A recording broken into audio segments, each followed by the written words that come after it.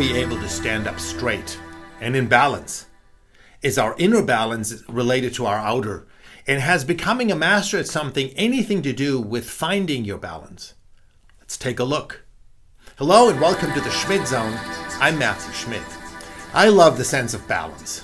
Our sense of balance notices when we move through open space, not our self-movement, but our changes of location that take place in relation to our environment.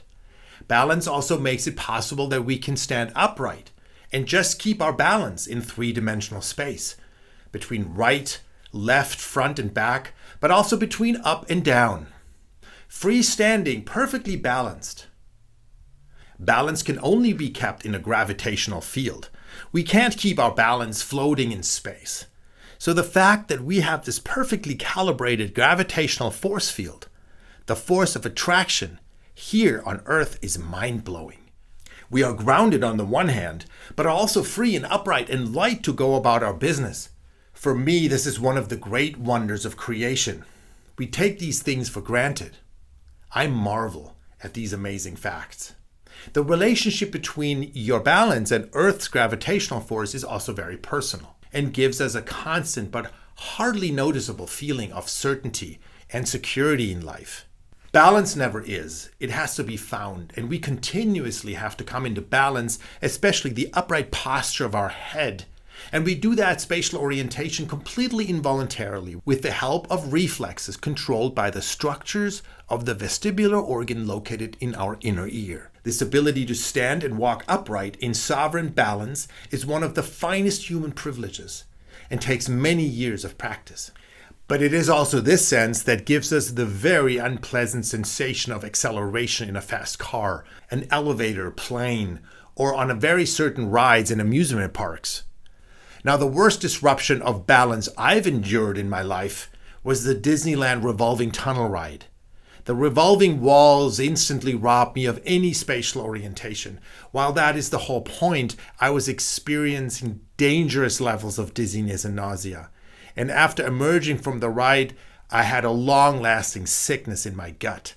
Thank you, LifeSense. So any disturbance of our sense of balance means to lose spatial orientation, to lose the ground under your feet, to experience a sudden inner imbalance, uncertainty, and fear. Now, why is that? Because we keep our balance in relation to something out there. Contrary to popular belief, we do not find our balance inside ourselves, but through the space around us. Optimally, if we are on solid ground and our point of references are fixed.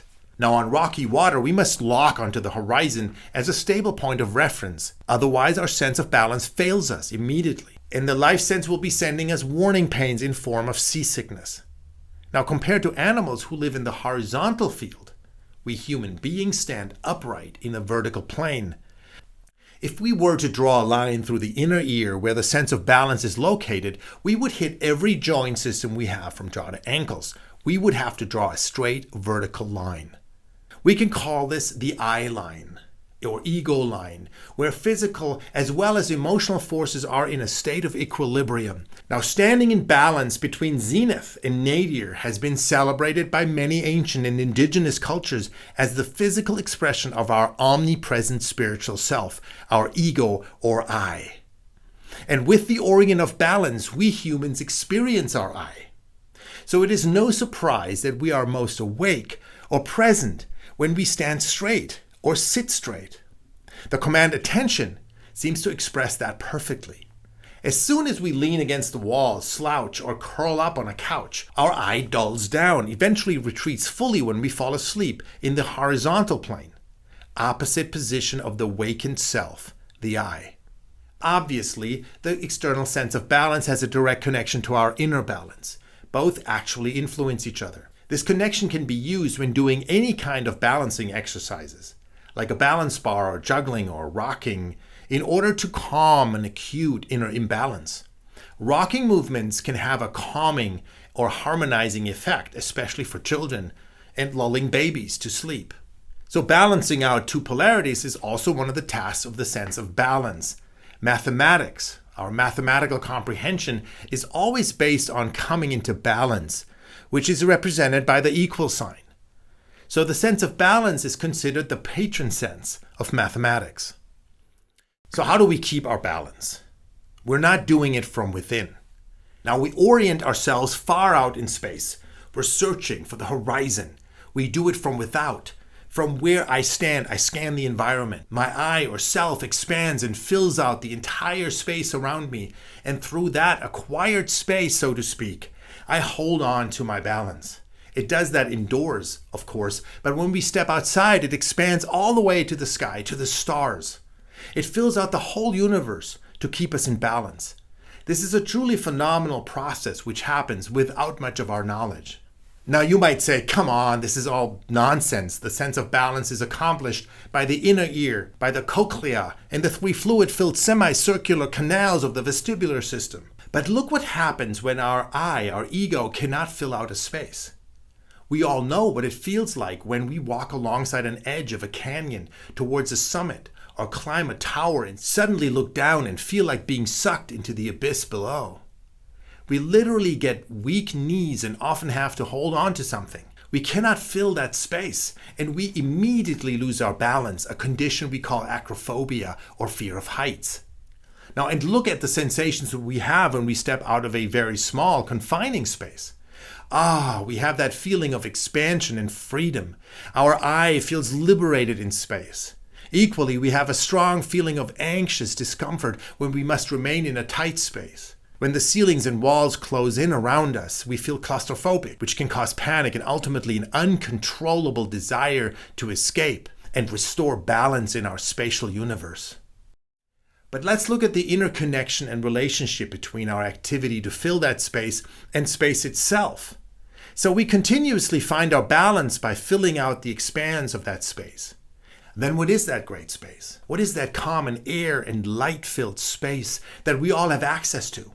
That we share amongst each other so freely and, like we just discussed, continuously grasp and comprehend and convert into our own standpoint, balance, our own point of view. This is not some dead and empty space. No.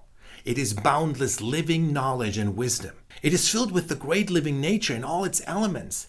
So let's call it the spirit self, the living supernatural.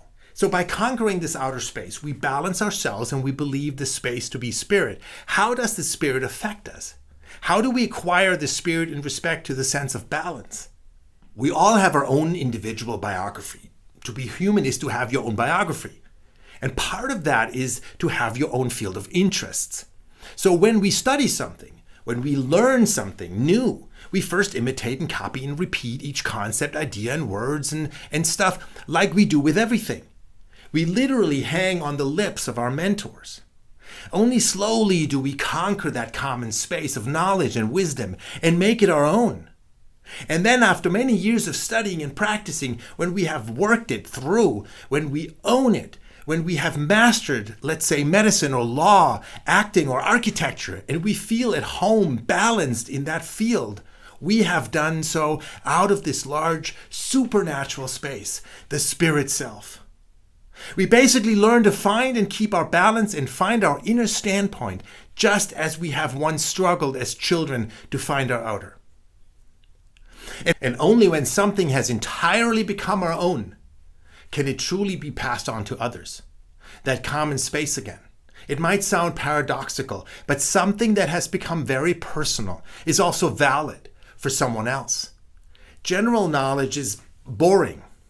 What really touches us is the personal standpoint, experience that is shared with us. Writers, painters, actors, dancers, all artists know that the more personal their expression, the more it will touch something very personal within the viewer.